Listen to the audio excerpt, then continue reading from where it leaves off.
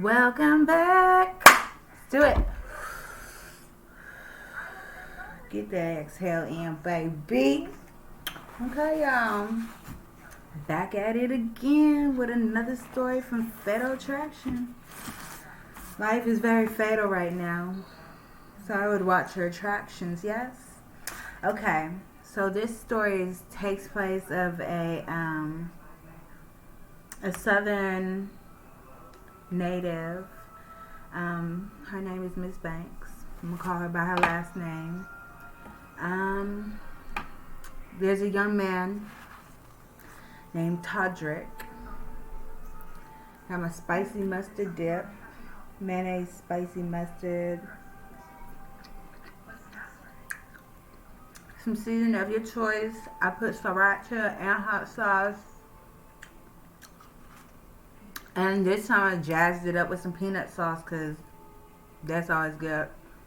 Right here we have mac and cheese. We got some mussels. We got the Dungeness. And then we also have the greens. Let's get into it. So, and it's so good. And it is. So good. So, 34 years.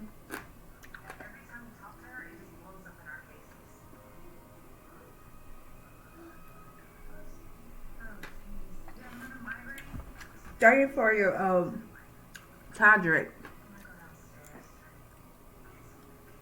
starts off this story with a 911 call stating that his house is on fire, though he lives in a mobile home. For today's drink, we just drinking the water. Let's keep it clean. Okay? So anyways, he makes the call at about 10 o'clock at night. Well, at the current time, it's actually about 2 o'clock in the morning. So his girlfriend is like, my girlfriend, she's inside. I don't know if she's alive or dead. They're like, can you pull her out? Is it engulfed in flames or is it just on fire? He's like, it's just smoke. I can't tell. I don't know what's going on.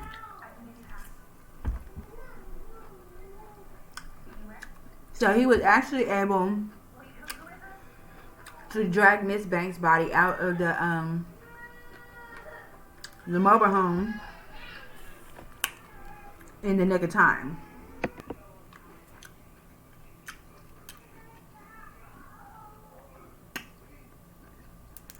That's all. So y'all gotta try it. I damn near put the kitchen cupboard in that sauce straight down.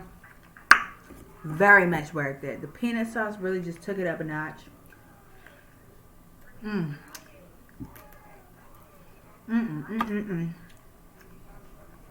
It's so good. I gotta try it.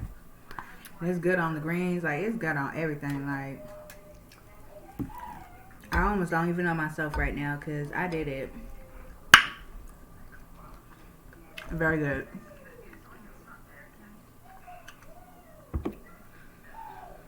So like I said, he pulled her body out of the trailer that was on fire. And this is where it starts off. So let's back up the story, yeah? Miss Banks, a southern native, was a loved hairstylist. Now, she had actually moved to Texas. Oh no, she's from Texas. She moved to Michigan for like 8 years just to start off her career and, you know, get a new face familiar. You probably start up her business out there as a hairstylist and then move back to Texas after 8 years with her mom till she on her feet. And let me just stop the story right then and there. Ladies, fellas, if you move back to your hometown, don't feel like if you have to move back in with your parents at that, don't be discouraged, okay? Don't be like Rihanna and be looking for love in a hopeless place, okay? Take your time, let it flourish. All good things come in good time. Timing is everything. So, if you start back over, don't feel like, don't beat yourself up. Just go with it. So, with that said, she moved back in home with her mammy. And she was doing good. She had set up her own little salon. You know, she was getting back up on her feet, you know, doing what she loved, doing what she's best at. Okay?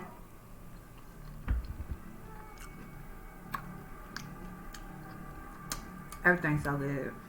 Especially this mac and cheese. I'll give you the ingredients, but then I'll have to come fight you. Too good. Too good. So, long story short, she starts going on little dates here and there, and you know, she was at a restaurant, I take it,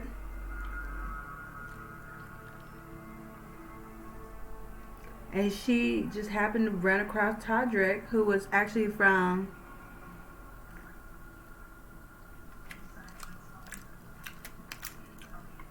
another southern state, but one from Texas.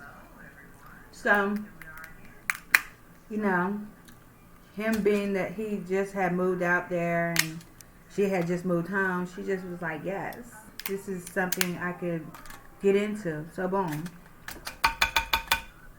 she decides to start dating, or let Todrick court her, and before you knew it, she was all in love with him and his mobile home. So,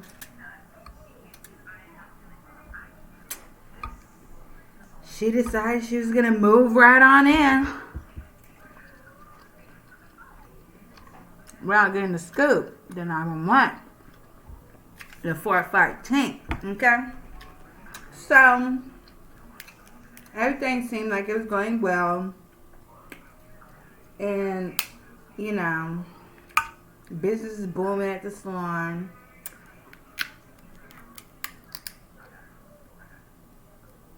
And, yeah.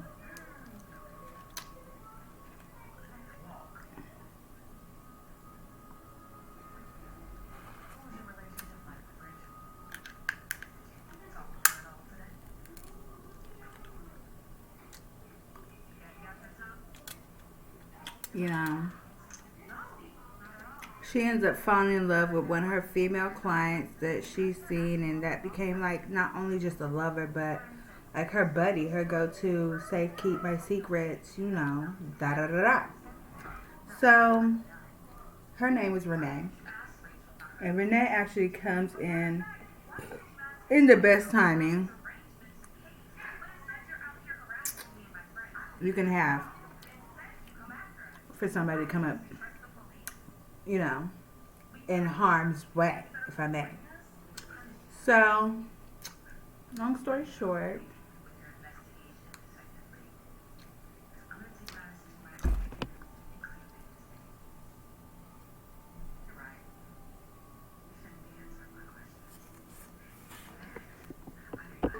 so with Renee being so close to Ms. Banks, like I said, it made it, you know,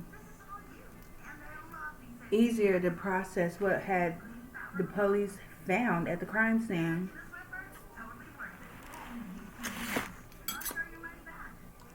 Which was a chemical smell and footprints at the back door. I didn't even know trailers had back doors. Did y'all know? I didn't know. I thought they just had a front door. I'm trying to get involved with this dungeon X crap, yes. So, as the police are lurking around, they see a couple cans of like, lighter balm. You mostly use this in like the wilderness to make like a little staff stick you can light on fire. And then it burns for a certain amount of time and it burns out. So they're looking at these cans like, who would have had this and the reason for and what was the cause of all of it. So they immediately they take Roderick down to investigation.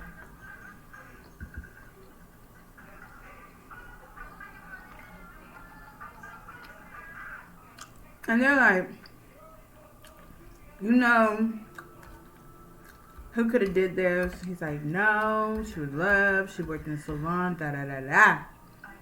So, he's just as stunned as the police.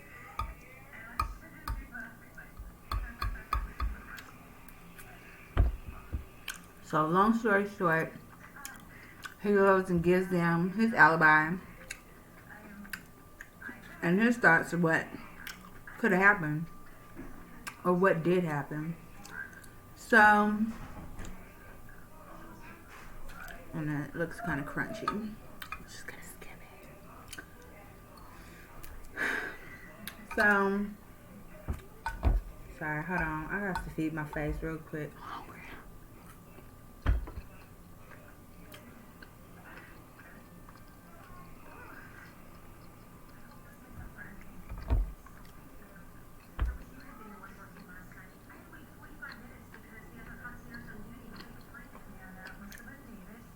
Also, on the crime scene, it wasn't even a fire going. It was just smoke, like, letting out.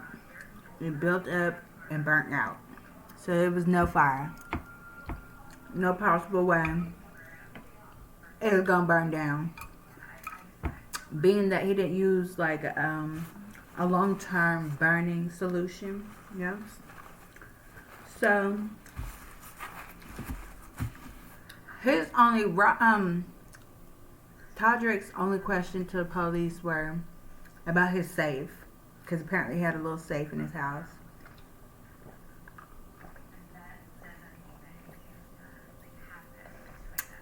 And they're like, we didn't see any safe on the crime scene. What would you need? What would you be doing with a safe? And he's like, well, I sell little drugs on the side.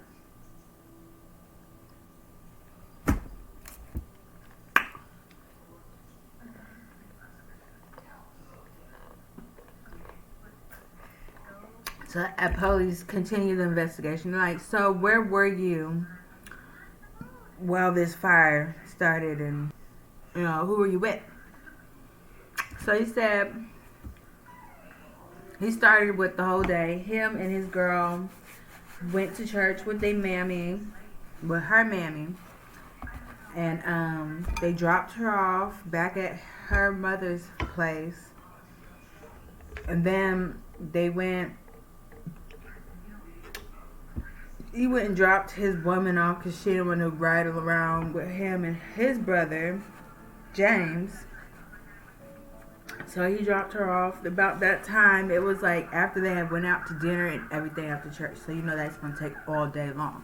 So by the time he dropped her off, it was about like 9:30 or so. He left back out the house about 10 and went to go across town about 2 hours out to go get his brother James.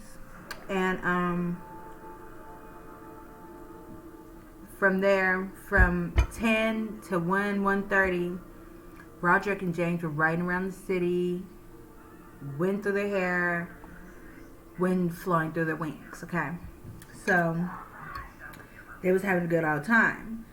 James was trying to convince Roderick to go to the club. He's like, I want to go to the club.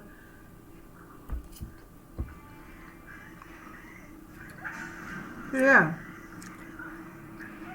He ends up dropping his brother back off after a couple hours of riding around and heads home. And that's when Roderick discovers that there's been a fire at his place. And that's when he called everybody. He called his brother after he called the police.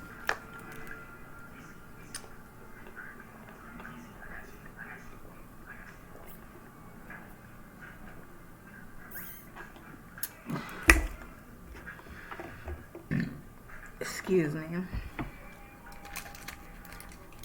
And that is when the police let Roderick know.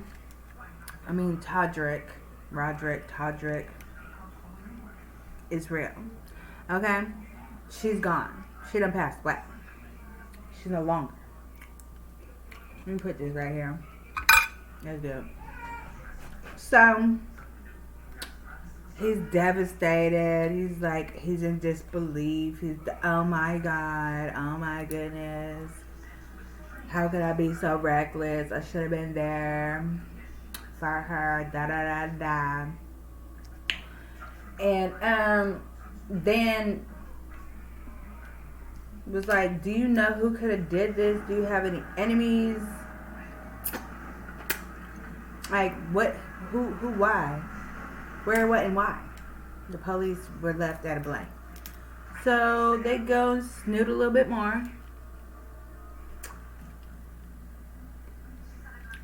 You talk to the mammy. She's like, everything's supposed to be good. They're supposed to be getting married. She ain't know what was going on. She said they know. And baby police let them know once they find her killer. So they move on. They check the surveillance cameras at the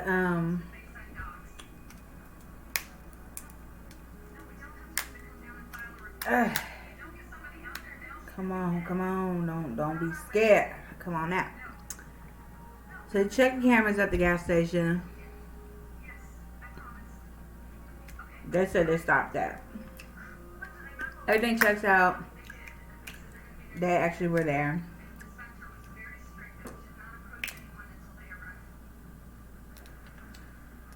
But once they got to asking the neighbors, like, did you hear anything going on? Anything sussy? Our neighbors like, no.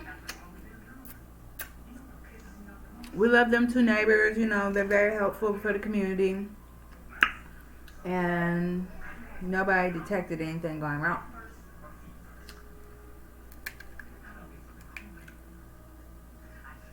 Oh, I love it. Look how pretty she is. You see that? Like purple. Just beautiful.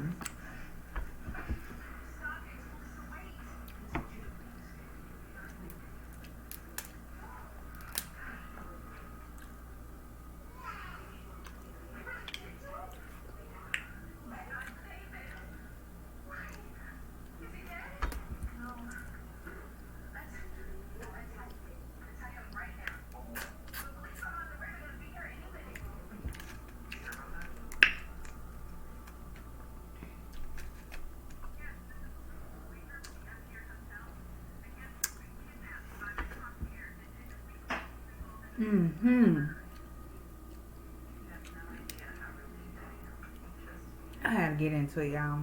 I gotta beg my part insane. I'm in it.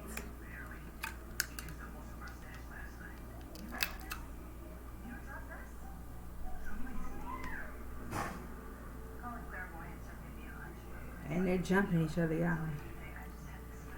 Y'all remember being kids, how dangerous it used to be? That gotta be rough. All you trying to do is play. And get beat up. God.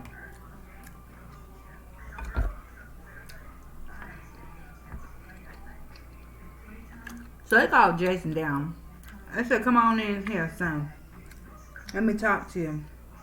I need to verify and back up this man's story. He said he was with you, right? That's your brother, ain't it? So, he said, sure, I'll be down there in the morning. So he comes down there. He verifies where the alibi. Story checkout. Okay? He said, yeah. We was at the club. Now, he added in if they did go to the club, but not inside because they were selling drugs outside the club. Okay? They sell drugs. Let's get that understood. Don't be confused. So,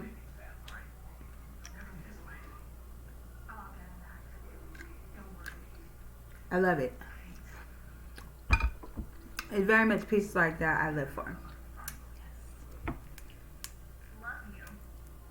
Yeah. Oh, beef feisty come out.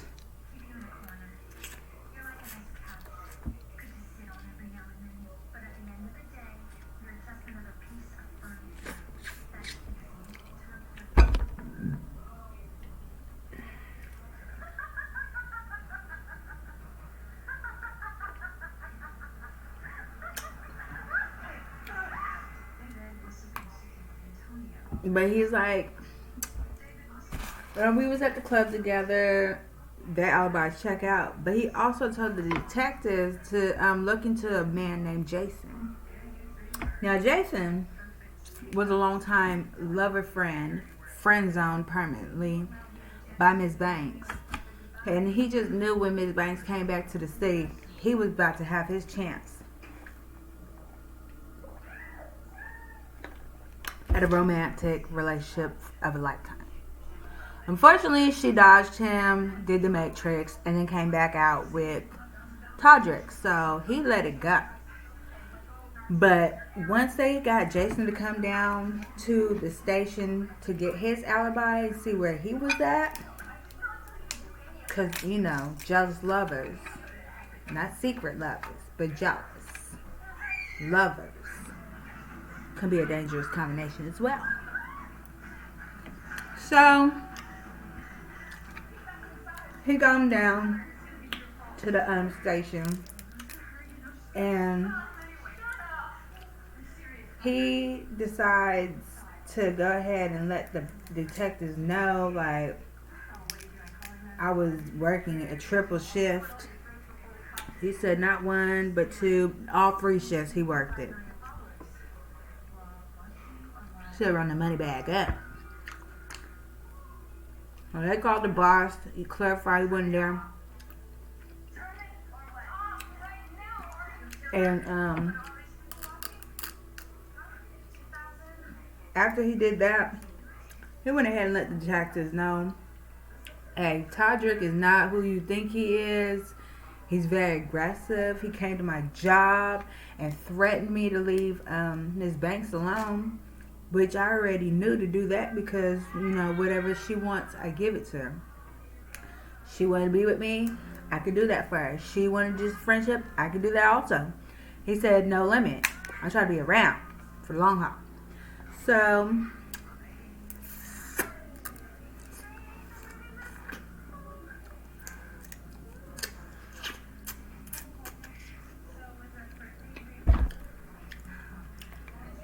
I actually look into Roderick. They even look into Todrick for they really look into him too much. But once they did, they saw some kind of alarming things. So, you know, they just kept an eye on him. And unfortunately, because there just wasn't enough going on, they had to pull one more person in. Like I said, they pulled Renee in there to the investigation, and she went ahead and told them, you know, the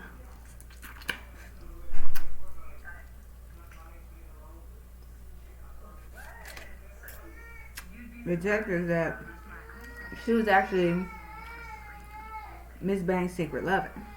Okay. She said, I don't want just the hair cut short on the side. I want a piece of that. So they was dealing. A good ration at that.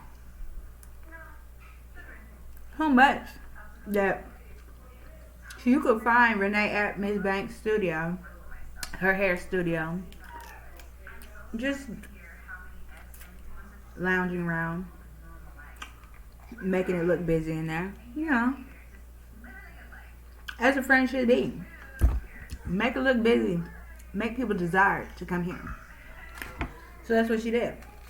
But the real reason why she was always at the salon is because the true reason why Miss Renee was in the studio is because Todrick had been actually abusing Miss Banks.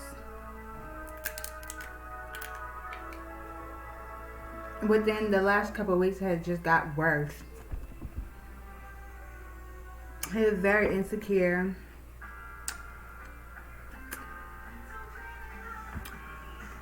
And that caused him to go in some type of mental frenzy over Miss Banks. But originally, it was really because Miss Banks was going to leave him.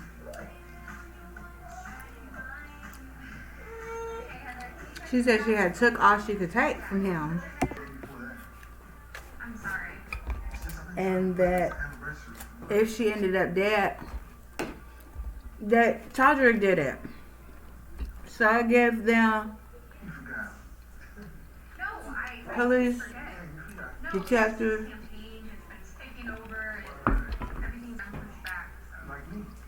a person of interest, but unfortunately, they still didn't have enough evidence on Todrick to seize him or detain him. So everything just went on file. Everything just remained, you know, word of mouth. So when, you want some? So when they just ended up coming to a dead end in the case went cold. About like 5 years, and then out of the blue, Todrick, James's brother. Did I say that wrong? James, Todrick's brother. If I didn't say it like that, that's what I meant. Don't quote me on it though. Long story short, I ain't going to them. Shut up. I got something I gotta get off my chest. It just ain't sitting with me. I have my stomach doing the BGs. I gotta get this off. Okay? Is there a time, a day, and an hour I can come down and talk to y'all? They said you can come on down. He said I'll be within the hour. And he came on down to the station. He said I gotta make a confession about that night. When you seen that Todrick had called my phone at that time, it wasn't because he was saying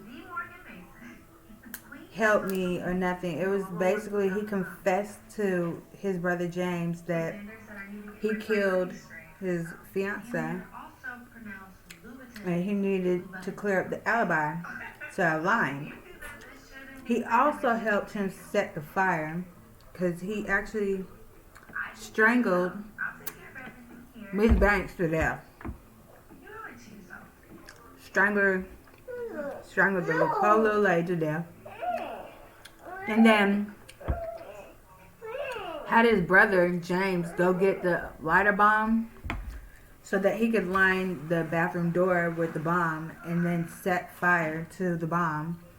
But unfortunately, with them riding around the city for 2 hours in high hopes that the unit would catch engulfed flames, it all failed. Okay? It didn't go through. It avoided immediately.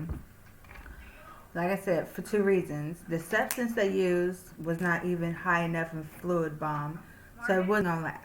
It wasn't gonna work out. So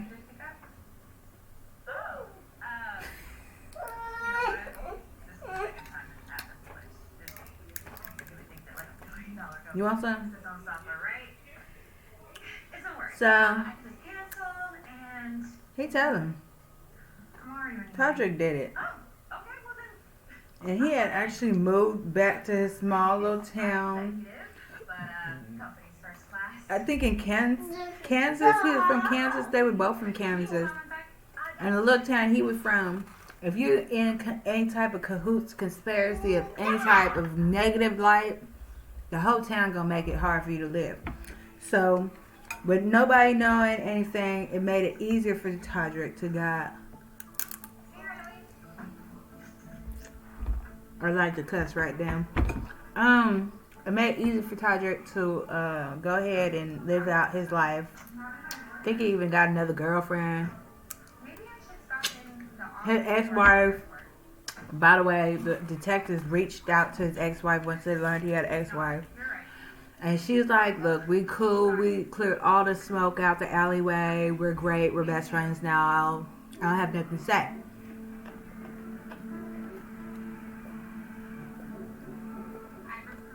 Because there was filed paperwork about his abusive ways. But since they had cleared the smoke and became the best friends,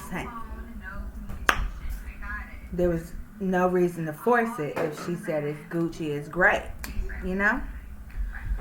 So they left it alone. What do you do? I run a social media company, travel, lifestyle, fashion. That's so cool.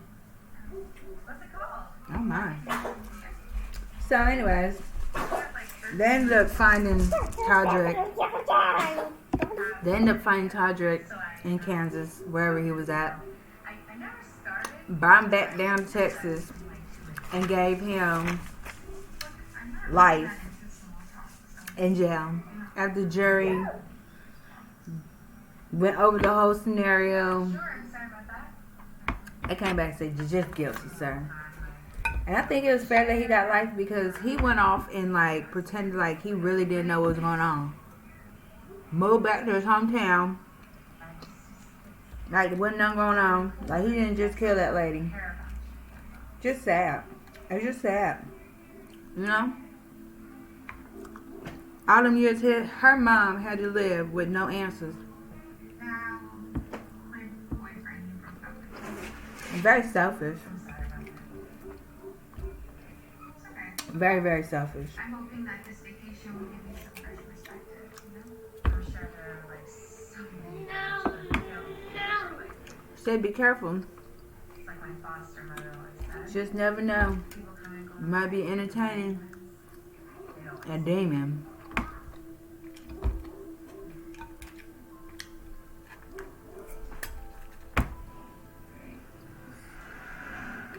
Be easy, y'all.